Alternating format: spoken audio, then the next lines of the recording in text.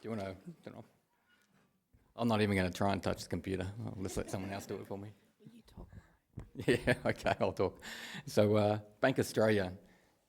Some of you may have heard of Bank Australia. We're a customer-owned bank. Our origins are from the CSIRO Credit Union back in the 1950s. So that was one of our biggest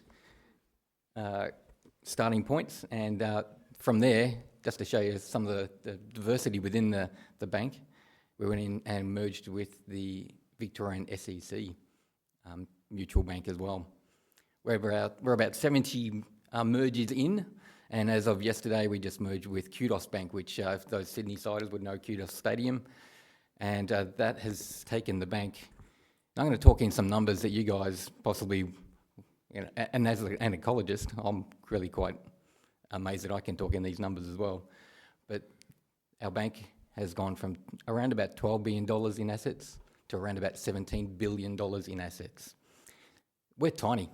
That's tiny. And you'll get a bit of a flavour on what that actually means and where there's some opportunities coming up. So you can see here, 57, that's when we formed. We're still on the ATO as registered as the CSIRO Credit Union, but we obviously have the registered name Bank Australia Limited. We're 100% customer owned. Every customer has a share in the bank. Every customer is then surveyed each year or every couple of years to actually work out what our impact area should be, our positive aspects. The bank doesn't have executive bonuses. We don't invest in fossil fuels. We don't invest in arms. We don't invest in live exports or feedlots or anything along those lines. And that's because our customers have told us, don't do that. We're not going to be with you if you do. So we hold that really high. And it drives our commercial side. But that's really tiny. We're a 95% retail bank, homes, basically mortgages. The other 5% is around commercial. So as part of where there used to be or would have been bonuses to executives, those bonuses now form our impact fund. Our impact fund is like a philanthropic side of the bank, if you like, where around about up to 4% of our profits go into either small grants or other particular programs that we work up with different types of agencies such as ALCA or other bits and pieces. Now, I'll have to move my glasses for a minute. There we go. So impact areas. This is what our customers have told us. Go and focus on this area. If you're going to make any investments, if you want to do any commercial loans, your commercial loans must be in these 4 areas. Climate action, affordable, accessible homes, First Nations recognition and respect. We have a strategy sitting in underneath each one of those, except for the affordable and accessible homes, which is basically being developed at the moment. You can go online, type in Bank Australia.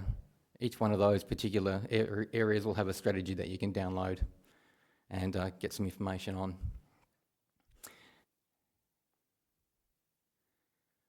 But I am an ecologist and I find myself in a bank, which was really weird, I have to say. But I wanted to go over and learn about the bank taxonomy, and they use the word taxonomy quite differently than I ever have. It's taken me a couple of years just to get to understand it. I'm a grassland ecologist, so I'd identify as a grassland earless dragon, if anything in particular. I sort of pop up when it's needed, but otherwise I'm a fairly shy type of guy. But the bank, and this is what really sold me to get over into the bank. Besides, I knew that working, I've stood in front of bulldozers, I've worked in not-for-profits, I've worked as a CEO for philanthropic organisations and Aboriginal corporations, and I've always struggled with the finance bit. Where am I going to get enough dollars to progress our objectives of these particular organisations?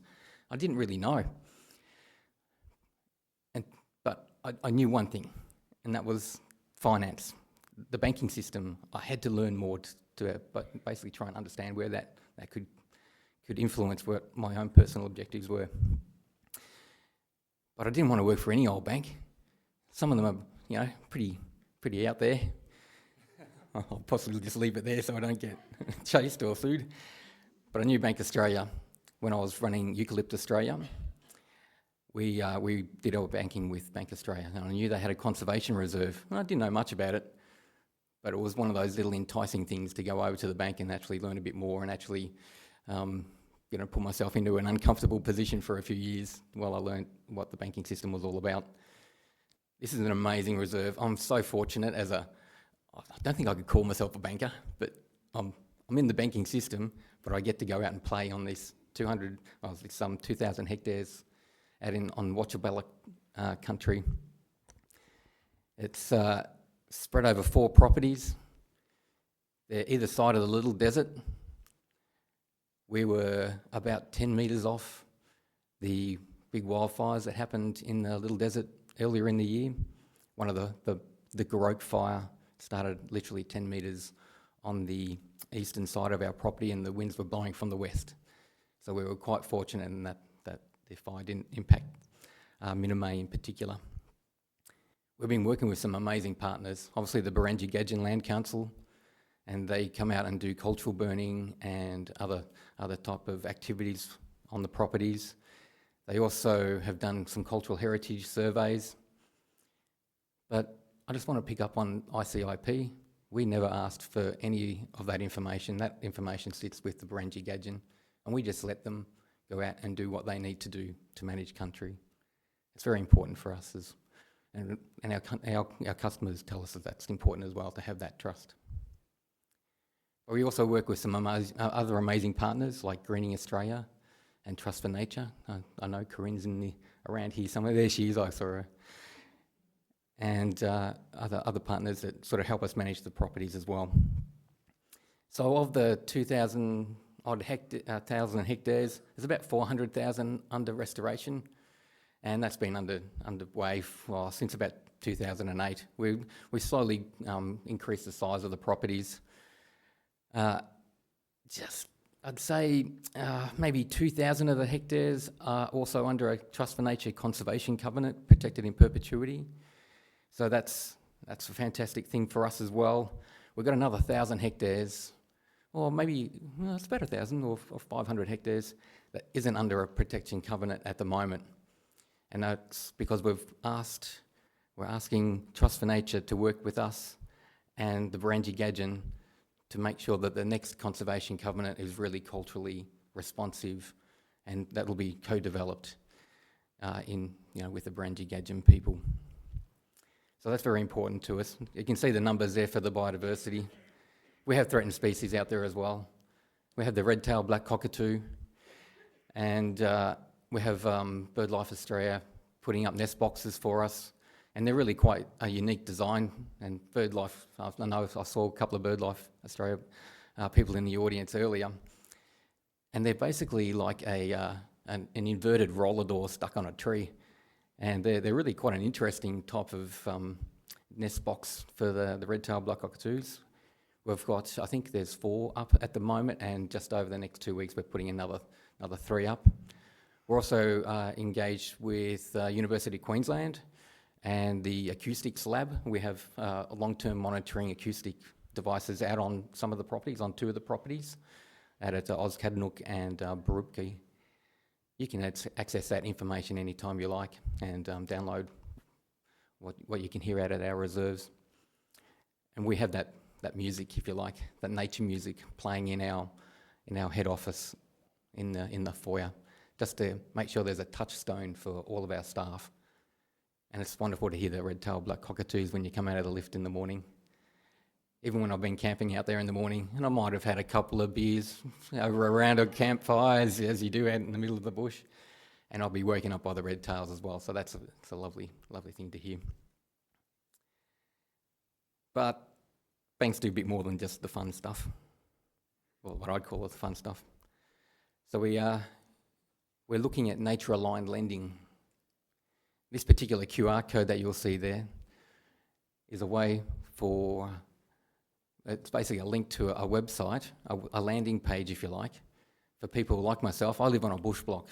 I'm basically off-grid. I'm so fortunate. I've got greater gliders that go across the property and growling grass frogs, and we have gangs come through. I live at about 550 metres around Macedon on grassy forest.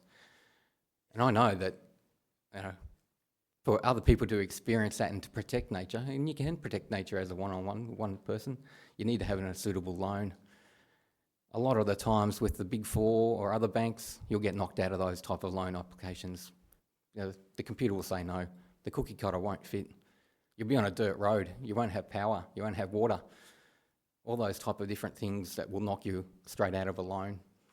So what I've done is work with our impact lending team and our specialist lending team to actually turn off some of those risk profiles. And we basically triage those loans through.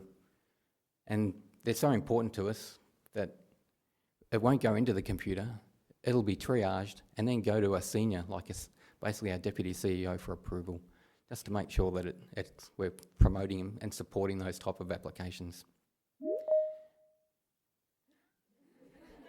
I better join.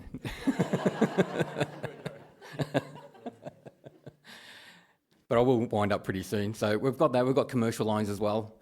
We're only really just starting with the commercial loans, but we have some amazing supporters. And one thing I think we'll talk about pretty soon is the way blended finance can work and different financing options. What I've heard so far from the audience is that you've all been looking under a couple of rocks, maybe 3 rocks. One is a BCT rock, one is a government grant rock, and another one's a philanthropic rock.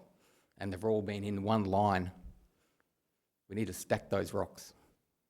And if we can stack them and add different rocks, we can have a big impact. And that's what we've been doing with the likes of ILSC and other different organisations to really see where we can use a blended finance approach to have a great outcome. And our latest impact report will come out in the next maybe 2 months, and you'll see some of those high impact commercial First Nations nature loans that we've been working on over the last year. So I'll leave it there, Guy, and F.